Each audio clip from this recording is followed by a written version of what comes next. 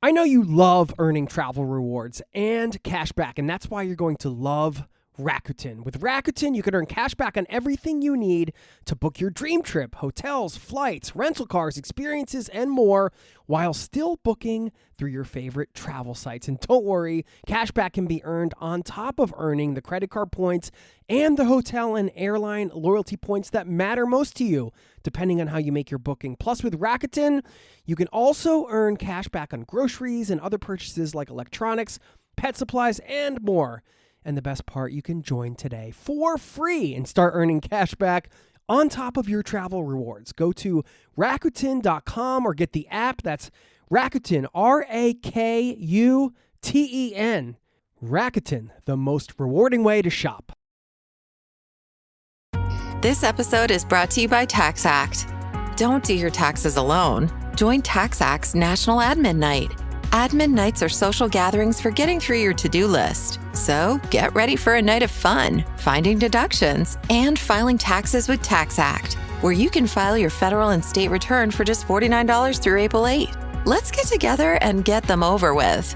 Visit taxact.com/admin-night for details. Hey, what you doing?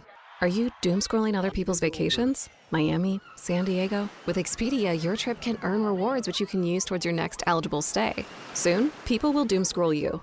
Expedia, the one place you go to go places. Terms apply. There's something about the aesthetic or the values that appeal to you and jive with who you are. And I've always felt that since a teen when I was participating in goth subcultures and fashion and events, even in Vancouver when I was a teenager. And that just felt like home, and that was the community. So that's never left me.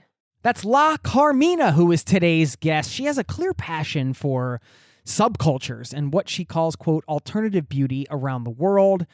And really this alternative way of traveling in some ways. She's been a travel TV host for the Travel Channel, NBC, Food Network, National Geographic, and Discovery. She's authored 4 books and is also an award-winning journalist who has explored over 70 countries. In addition to this amazing list you'll hear today, you're going to get some advice on seeking out unique travel experiences and much more. It's all happening right now in this episode. Buckle up, strap in. Thanks for being here, and welcome to the Zero to Travel podcast, my friend.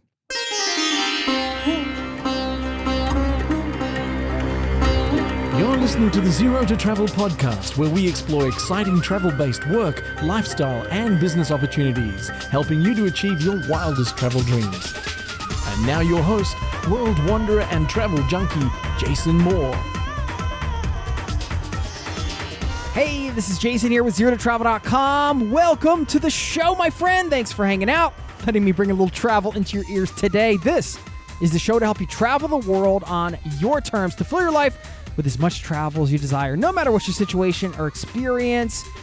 Excited to welcome La Carmina to the show today. You can learn more about her at lacarmina.com.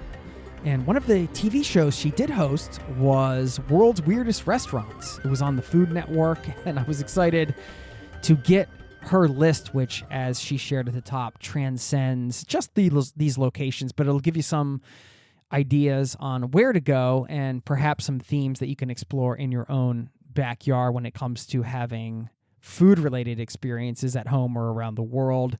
She was the perfect one to tap for this episode, and I appreciate the way she curates and how she approaches travel, and we get into her story about how she transitioned from Yale Law School to a life of travel, essentially, her time volunteering with a punk band in Myanmar, and much more. Hope you enjoy this episode, and stick around on the back end. She does issue a challenge at the end of this conversation. You're going to hear my answer to that, plus a quote from one of the queens of quips. Thanks for listening, and I'll see you on the other side. Enjoy the conversation.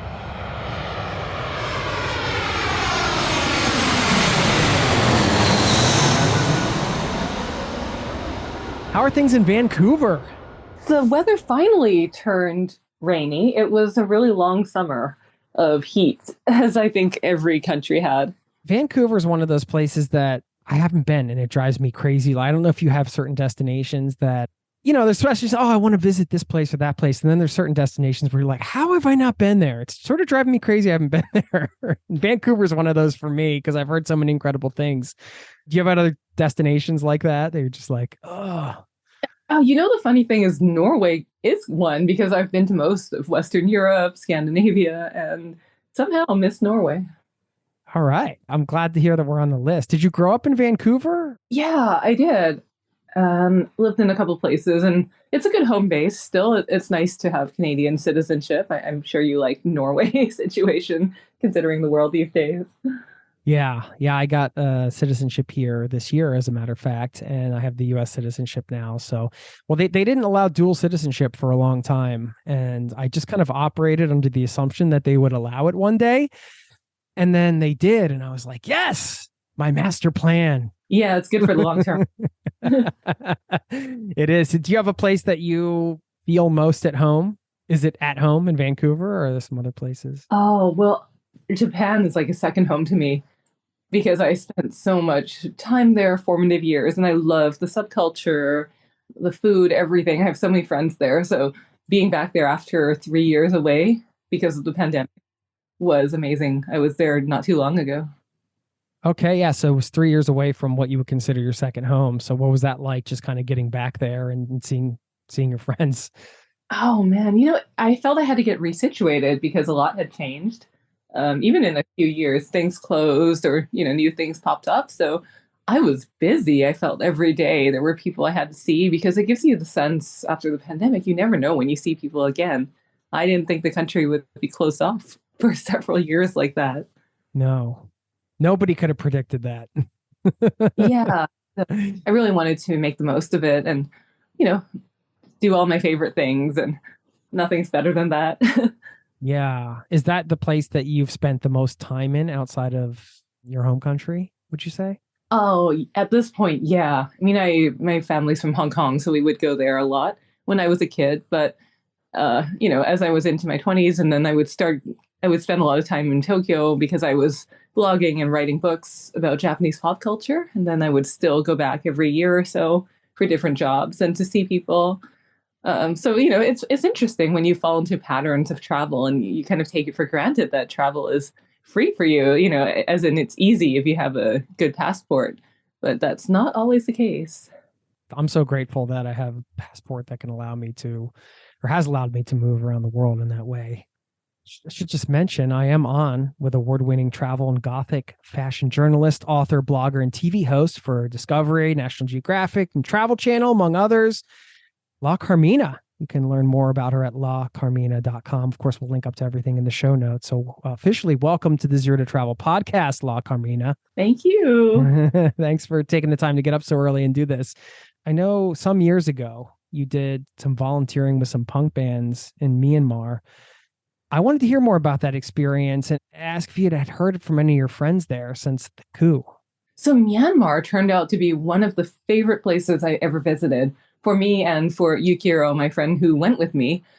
And, it's interesting because people don't, for me, my focus is subcultures around the world. Wherever I go, I check out what are the goths and punks doing? What's the alternative culture? Is there some niche here that's different? And it turned out that Myanmar has this hardcore 70s styled punk scene, as in if you picture people with mohawks and they make their own studded DIY clothing and they party hard, they rock out. And that's centered around this one band called Rebel Riot. They speak English and they're really welcoming. So despite the piercings and tattoos, these are some of the kindest people you'll meet.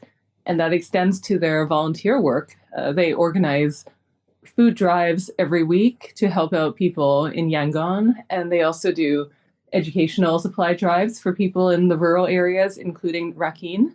And it's really fascinating because Myanmar is known as a Buddhist country. It is. There's temples everywhere. You see the influence.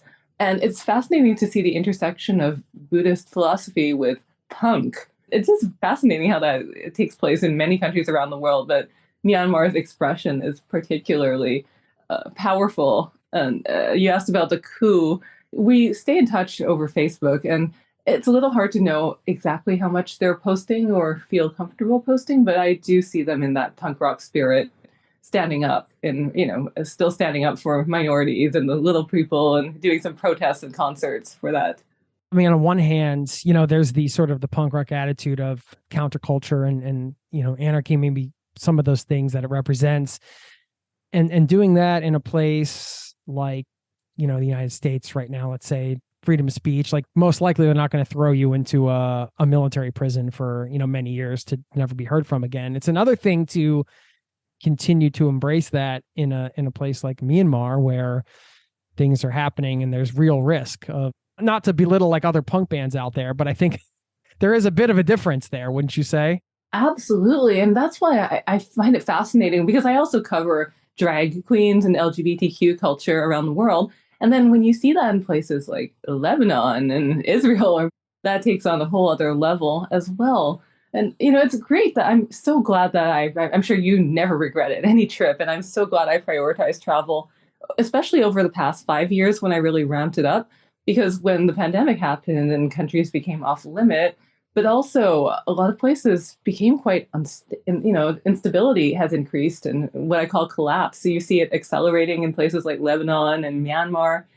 It's possible I could never go back there realistically. So I'm so glad I took the opportunity when I could.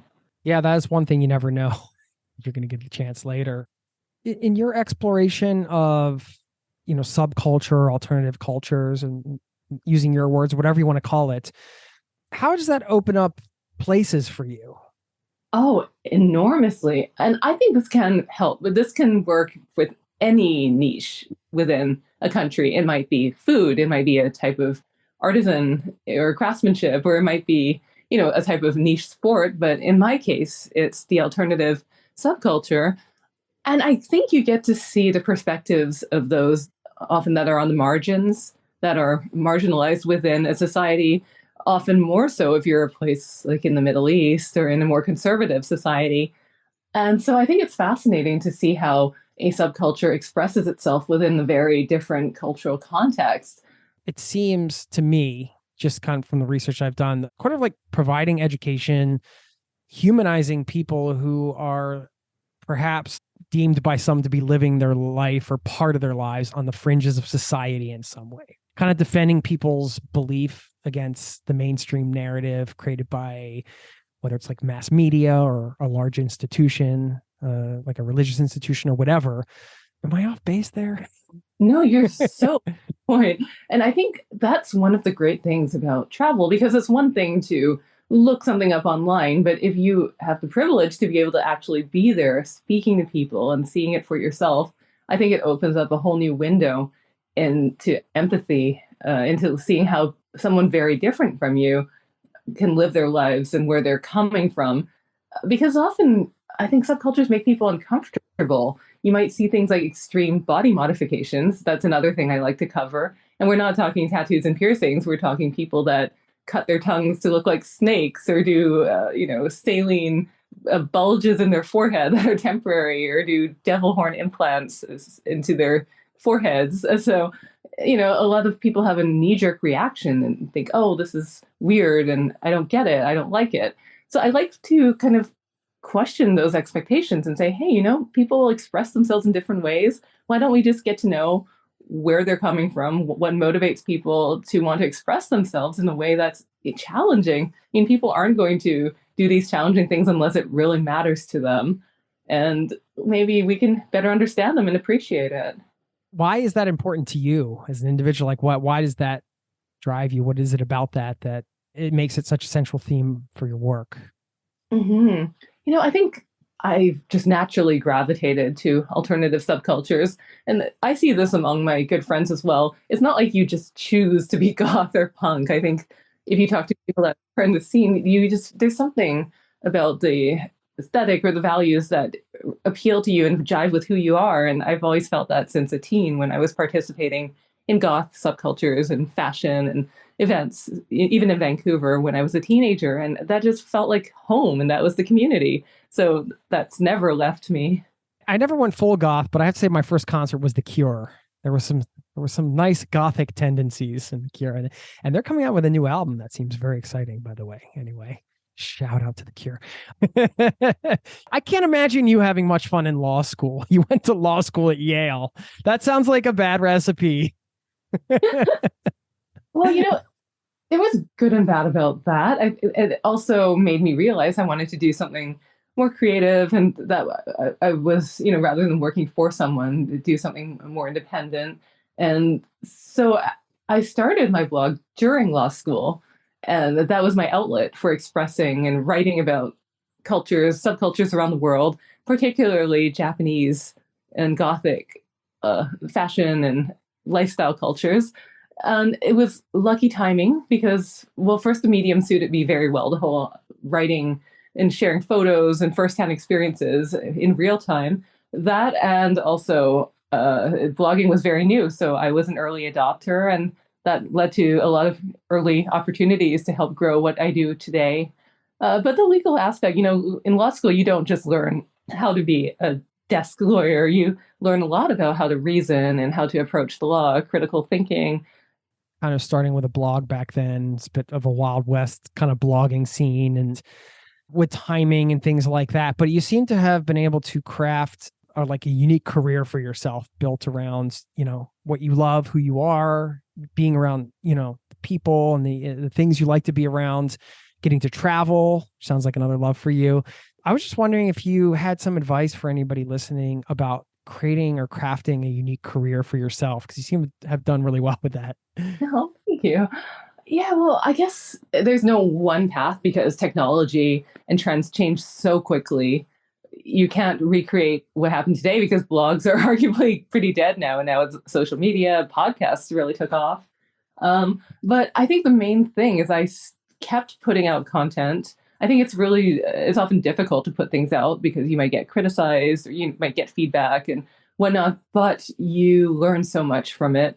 And the more you do, the more you put out. I mean, I see you have over 600 episodes or something.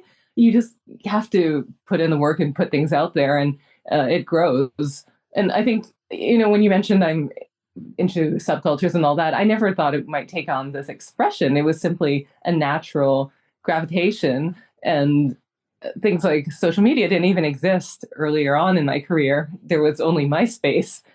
So I think an ability to evolve and test the waters and experiment a little and just see where things go. It's something that I've been doing for years that ramped up, and you just go with the flow, and sometimes things happen. Should we get into this list of the world's weirdest restaurants? Let's do it. I mean, alongside your personal travel experience, I think you've been to like 70 plus countries or something like that, right? You've written books, hosted TV shows on the topic of food. You've done a lot around it. So I just wanted you to share your sort of foodie background so people would have a better understanding of where you're coming from. And then maybe we can get into this pretty fascinating list you put together. Yeah, great. And again, that's a great example of how sometimes if you write or, pursue something that piques your interest and then you just keep on putting out content, it can lead to unexpected things. So because I have my family's from Hong Kong, we often spent a lot of time in Asia. So I'd be eating my way around places like Tokyo and Hong Kong. And there's also a really great Asian food scene in Vancouver, Canada, where I lived. So I was really drawn to that, and not just the food itself, but the pop culture elements, because even back in the day, you'd see these cute cafes in Hong Kong and Japan, Hello Kitty themed cafes, stuff that you would not see in North America. And when I was in Japan around 2007, 2008, there was this new trend of theme or fantasy cafes. And again, this goes with the theme of how it depends on the time and moment, because now everyone's heard of maid cafes, cat cafes. You see them all around the world. But back then, that was new. And nobody was writing about them because blogs were pretty new. So you might have a couple of Japanese websites written in Japanese, but nobody writing in English about their personal experiences visiting an Alice in Wonderland themed cafe or a monster themed cafe. So I started blogging about that, and that got a lot of traction, leading to articles, leading to the book deal for a book I did earlier on for Penguin Random House called Crazy Wacky Theme Restaurants Tokyo. And that covered a bunch of the craziest restaurants in Tokyo, but I also cover crazy restaurants all around the world. Yeah, this seems to be like a really good intersection for your work, right? Like you've just being interested in sort of the subcultures, taking that into the food world and then finding some of these sort of interesting places that aren't the normal. I think you've been to all these places as well. Yeah. Well, I'm not sure if you prioritize these lists as like from 10 to 1 or if you just put a list of 10 together. No.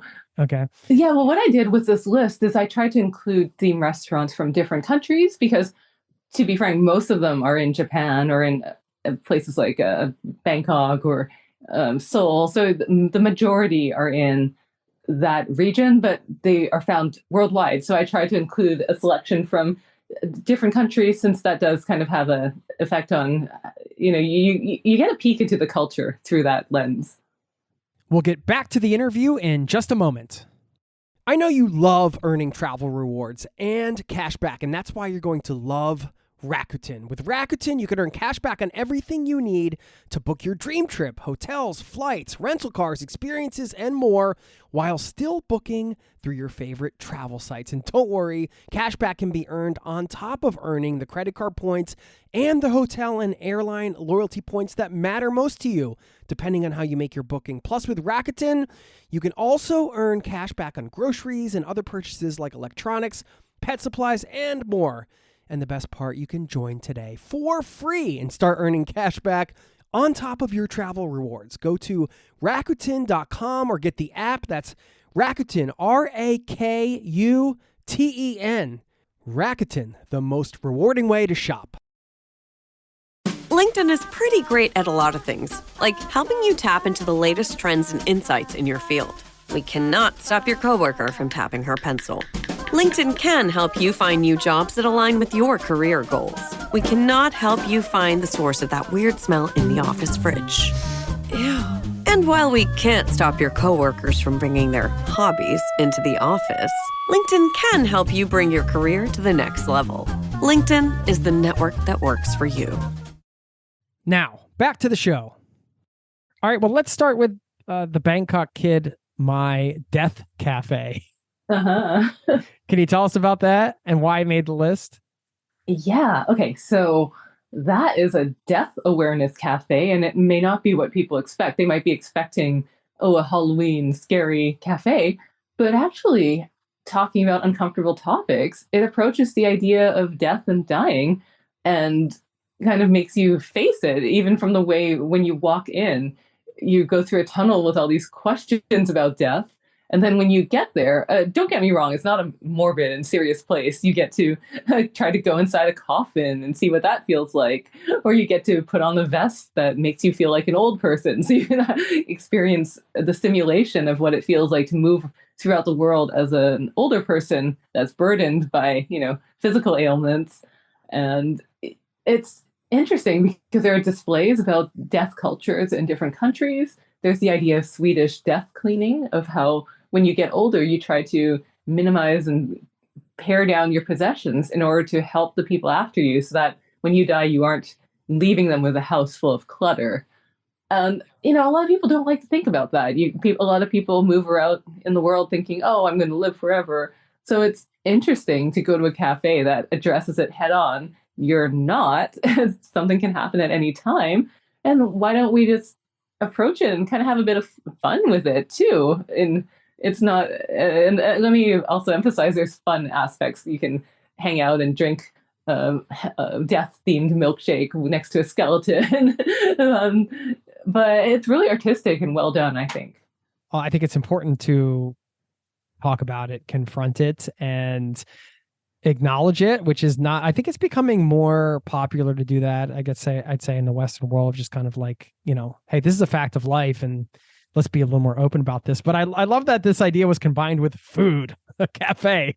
Having those two things together makes it, I think, really interesting because, let's go have a good meal and kind of like, maybe it's hard to get regulars there because you're like, how many times do I want to face my own mortality in a given week? You know what I mean? But sounds like a really cool place. I love that aspect though. And that's the thing about theme cafes. It was a good one to start off on because I think sometimes people write them off as, it's like a Halloween or dress up cafe and it's just for the sake of fantasy. But sometimes there's another message there. I think that's one great thing about theme cafes. It lets you enter a different world, be a different person, even for a short amount of time, inhibit a different universe than the one that you're used to. And I think that can help you to gain new perspectives. Next up, Tokyo Kaigaya.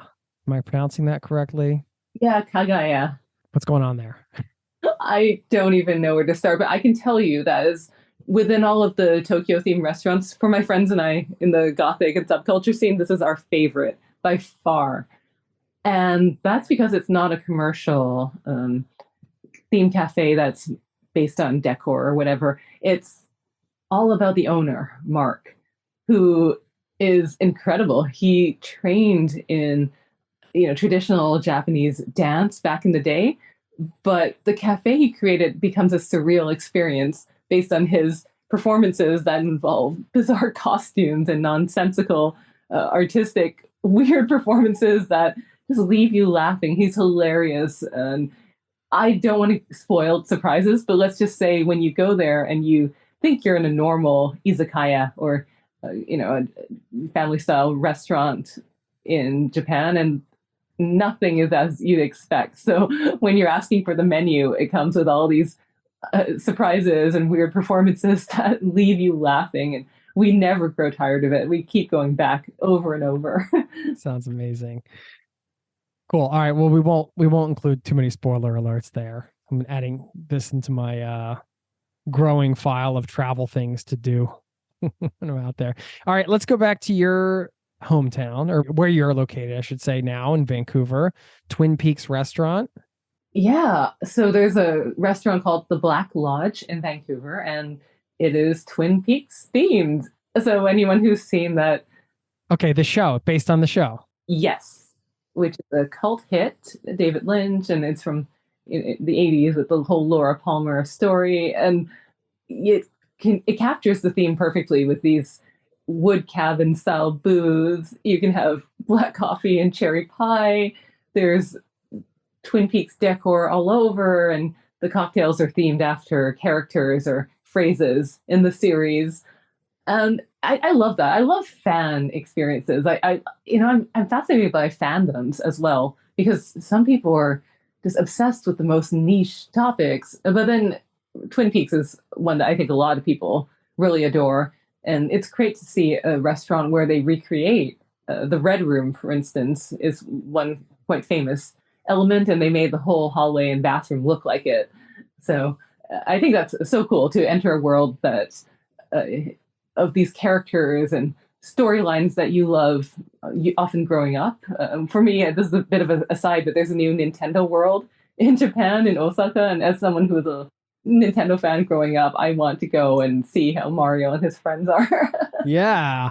I mean, is there like a display where you get to blow on the cartridge? Because you always had to blow on the cartridge to make it work, Remember that? Authenticity.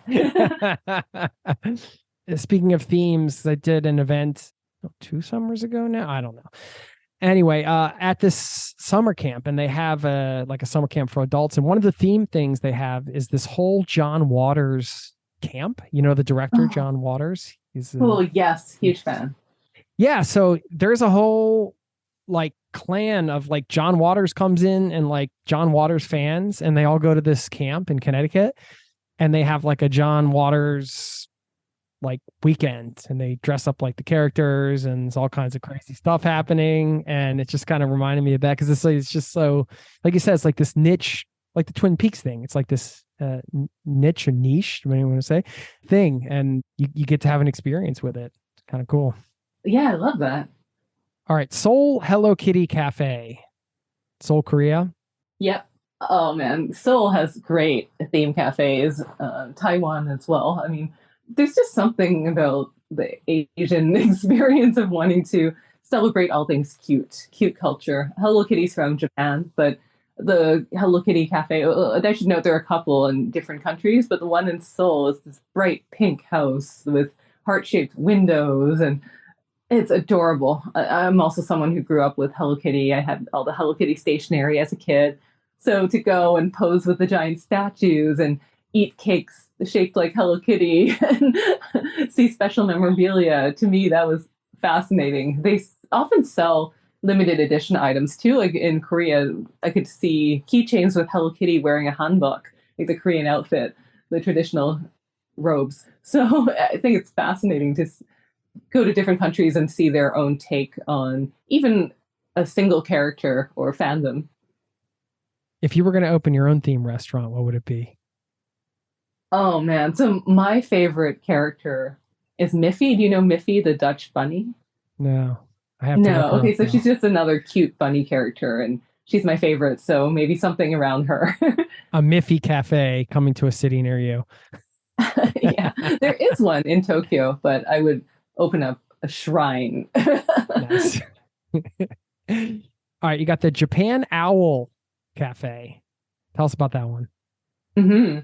Now, I guess many of your listeners might have heard of cat cafes where you go and you can play with cats. You can have some coffee and snacks, but at the same time, you get to play with a variety of cats that are roaming the cafe. No, So that's I what the hadn't heard of original. that.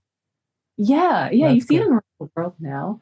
And that was sort of the original animal themed cafe in Japan, where a lot of people they couldn't own a pet because they were too busy or they lived in a tiny apartment.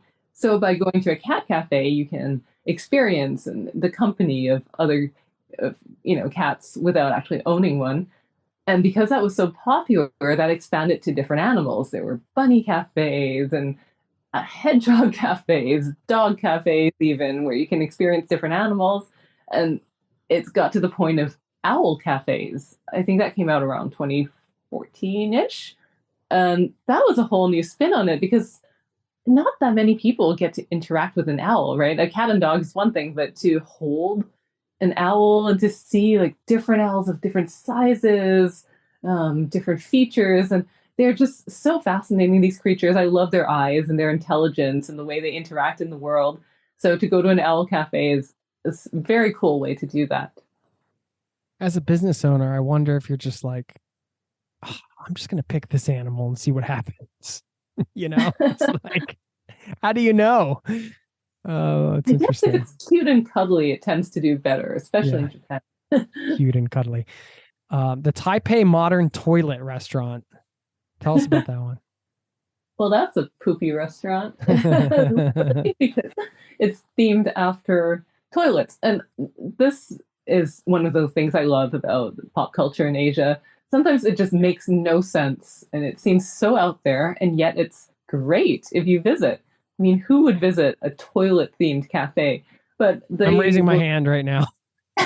Yes, right. And that's the thing that takes a concept that is so out there and they do it in a cool way and people can have fun. It's a great way to experience something different with your friends and have a conversation starter. So you go in and you get to sit on toilets while you eat and drink, and they'll serve you a platter with, imagine brown soft serve that looks like poop, and you get to eat that. My kids would love that.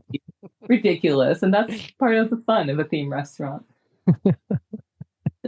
That's another one where the business owner must have been like, "Me, either this is going to work like gangbusters, or this is going to be the biggest bust of all time." you know, either money's going to go into the toilet or it's exactly. Yes. All right. There's a cigar bar in Switzerland. Am I reading that right, or what is it? Or Giger. Oh, okay. Giger bar. What's a Giger bar? Okay, so have you seen the movie Alien? With Sigourney Weaver? A long time ago. Okay, Alien? So, yeah, like the classic sort of with Sigourney Weaver. That's it. Yep. Okay, so that's a hugely popular and influential movie, and the whole Alien, the xenomorph, that black alien design, and just all the horror aesthetics that became so influential in pop culture. That was designed by H.R. Giger. He's a Swiss artist, and his works are surreal and biomechanical is the word for it. It's like incorporating alien elements with futuristic robotic elements. And the museum and bar is a tribute to his world. He also did the art concepts for the movie Species 2, and he did Dune. At one point they were going to make a Dune movie before the one that recently came out, and he was he did the art concepts for it, but the movie never got made. It's just so imaginative. His bar looks, they have all these arches that look like spines, and you get to sit in chairs that look like a human skeleton. So if you're familiar with the alien aesthetic, it's kind of like going into that world. Yeah. That's cool. And that's in Switzerland, right? Yeah, in Gruyere, of all places. So you can go to this cute little Swiss town and eat the cheese and then go to like a surreal horror bar. It's really cool. All right. In Buenos Aires, you have the Perón restaurant. Got a few more left here. Well, tell us about this one. Yeah, so Eva Perón, or Evita, she's an icon in Argentina, and they created a restaurant themed after her and her husband. So the Perón restaurant, this is great. It's such a lens, right, into fandom, into the unique culture and politics of each place. And over there, you just get to see how beloved Evita is by many Argentinians. There's essentially a shrine to her, and people leave these pictures or offerings, and you can eat and drink things that are themed after incidents in their political career, like famous mottos or phrases that they said, both the Perones. And there's a lot of Peronistas still, which I didn't know about. That's why you learn a lot of things when you go to niche places like this. And so every so often they would sing and stamp the Perón song and wave their napkins. Like they still are very much fans and idolizing the Perones so many years later. Nice. Two more. We got the Tokyo Vampire Cafe. What's that all about? I can guess. It's all about vampires. Pretty much. And again, I think, sometimes people think, oh, I'm going to do a whatever theme, and they get some cheap costumes, or, that's not the case when you are in Tokyo. They go all out. The decor is immaculate. They put a lot of effort and thought into it. So, for instance, the hallway looks like blood, and the low tables look like coffins, and the waiters are dressed like vampires, but it's not kitschy, dollar store costumes. They're in these beautiful Lestat velvet capes and legit vampires. And, there's candlelight. There's something about the mood and aesthetics that these cafes capture so perfectly. They really do justice, I think, to a fandom or to a theme. If you love Lost Souls or, Anne Rice, this is like entering their world. Lost Boys to me is the best vampire movie of all time. Nice. All right. Last we got the LA Beetle House. Yeah. So Beetle House, there's an LA and a New York location, and this one's Tim Burton themed. So for fans of Tim Burton's universe, you get to, snap pictures with Beetlejuice, and you get to see displays. So it's mainly Beetlejuice themed. So you get characters popping out here and there, but there's also tributes to other Tim Burton films. Again, just it's so fun to, if you're into John Waters or a certain filmmaker, it's cool to go to a place where you get to be a character in one of his films. What do you think of Los Angeles as a city? So I lived there on and off for a little while, and I have lots of friends there. So I actually do really like it, because if you know where to go and you kind of don't have to handle the highways, there's a lot of great alternative culture there. And yeah, I personally like it. I mean, there's good and bad. I don't think I've lived there, but whenever I go, I have a great time because I know what to check out and because of my friends. Yeah. How did the TV thing happen? Like, how do you like doing the whole TV hosting thing? Is that, I guess you're a TV fixer and producer too. I'm just wondering, is that something you enjoy? Are you planning on doing more of that? How did it happen? Yeah, I guess the fun thing is with what I do, I get to dip my toes in a variety of projects, and I just freelance depending on what comes up, because a lot of these things aren't consistent, especially during the pandemic. All the TV production and travel, both travel and TV, shut down. So I, switched to writing more. So you kind of go with the flow. But everything really stemmed from the blog that I started back in the day. Some TV producers saw I was writing about weird theme restaurants, and they wanted me to And I should also note, I always post photos of my friends and me, and we're dressed up in these outfits. So they figured I could be a fun addition to Bizarre Foods with Andrew Zimmern on Travel Channel. And that was my first major show where I showed him around weird theme restaurants in Tokyo. And then when you do one thing, that just kind of leads to more. And when you start to get more and more requests to not just be on camera, but to make the arrangements, because in Japan, if you're a Western company flying to Tokyo trying to do a show, there's a language barrier. How do you make arrangements? And in Japan, you can't just show up at a place and start shooting. You have to clear it and get through all the red tape. So my pirate, as I call her, Naomi Rubin, and I, we started a production company that focuses on these logistics, and we help TV shows that come to Japan get their shoots done. Yeah, cool. You enjoy it? I love it. I love how it's always changing, and everything. It's true to the DNA, I feel, because I still have archives up from my blog from 2007, 2008, and I think when people go through it, you can see that my interests have always been consistent. My approach to life and work, and it's just different manifestations of that. We'll get back to the interview in just a moment. Refreshing wild cherry cola meets smooth cream. The treat you deserve. Pepsi Wild Cherry and Cream. Treat yourself. Instagram teen accounts have automatic protections for what teens see and who can contact them, plus time management tools. And Instagram will continue adding built-in safety features to help create age-appropriate experiences. Learn more about teen accounts and Instagram's ongoing work to protect teens online at instagram.com/teen accounts.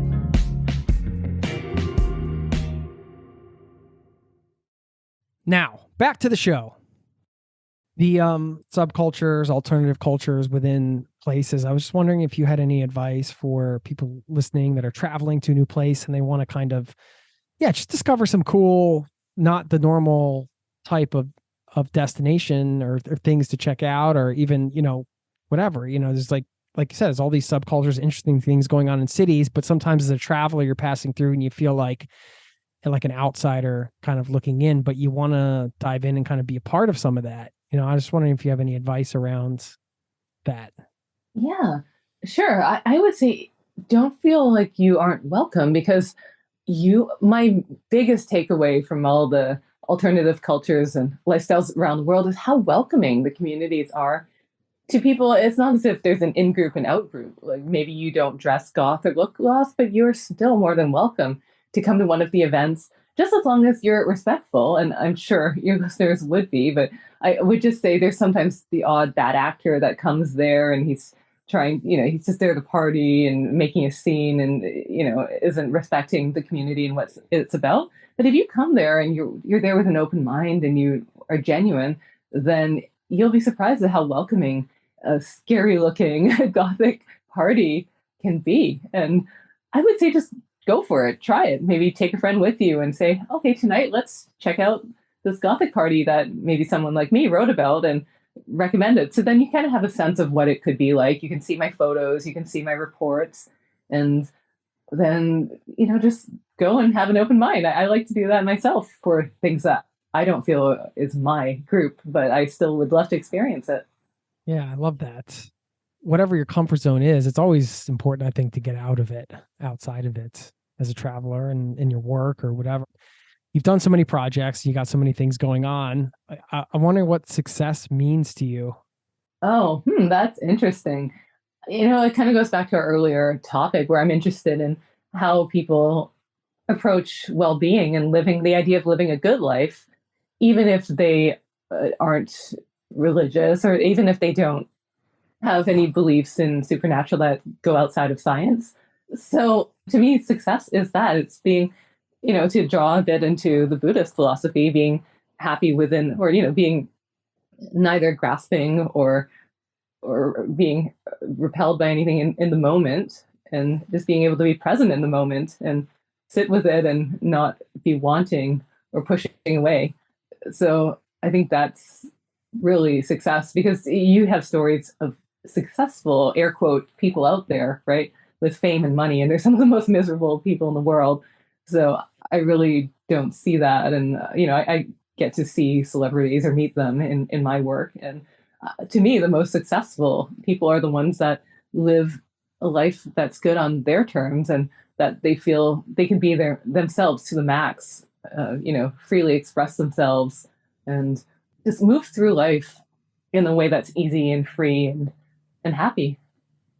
Did you ever struggle with expressing yourself, and so publicly online, like kind of putting yourself out there, even like in the earlier days? Maybe it's easier now, but was that ever a tough thing for you to do? Oh, absolutely. Especially in the earlier days, because blogging was not a career. It was brand new. It wasn't a thing at all. And nobody was growing it into a career. So you don't know what you're doing and you don't know what it's going to lead to. I think people should just, try though, because not every platform survives. Remember Vine or, previous social media. So some things, they become defunct and that doesn't work out. But then often, like I know a lot of Vine creators, they grew a following there and then they moved to YouTube or they moved to TikTok. So no matter what you do, it's still a learning curve and you still do grow from it and you might gain skills or, fans from it. And you can always apply that to whatever is next. So it's never a failure to just try and put yourself out there. Where are you traveling to next? You got any trips planned? Yes, I'm so excited. I'm going to Colombia, to Medellin, I think is the pronunciation. Yeah. For the first time. Nice. When? I leave in about a week and it's a work trip because I often do press trips or jobs. And this one is arranged. It's a collaboration with the Colombia Tourism Board, but also a restaurant. So I'm going to be featuring, this sounds terrible, right? Featuring the Michelin-starred restaurant, El Cielo there and the chef and getting to know the food culture of Colombia. That's really cool. How long are you going to be down there for? About 10 days, because often with these work trips, there's an itinerary and you have certain obligations, which are great. I mean, it's fun, but you can't do things on your own terms. So I like to often stay a few days later. I'll stay a few days on my own just to explore and get a feel of the city. I'm excited. You're based in Vancouver. Like you have a place there. You're not temporarily there, right? You have a home base there. Yeah, that's, I think, often a nice way. That way all your stuff is in one place. You don't have to worry about it. You have a home base. I don't think I could do the digital nomad thing. I know many people do, and it worked for them, but I don't think at this stage in my life and considering how I think it's going to be ongoing, instability in the world and restrictions and surprises. So I think this is a good way for me to do it. Yeah.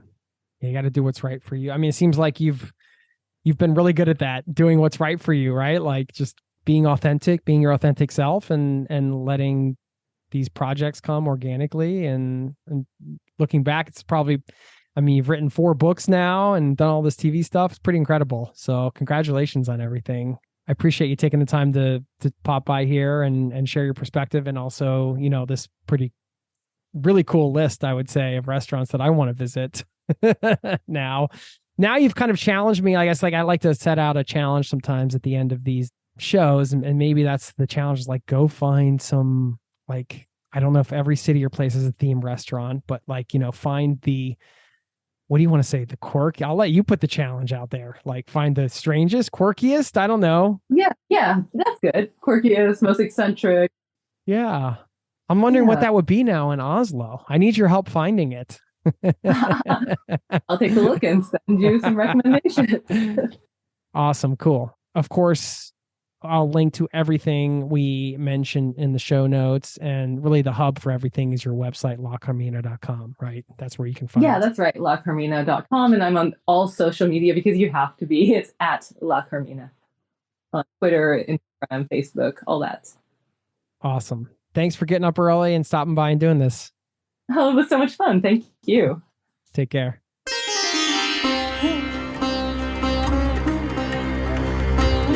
There you have it. Thank you to La Carmina. That's La, Carmina, lacarmina.com. You can check her out there. The various books, shows, and I love her alternative approach to travel in some ways, I would say.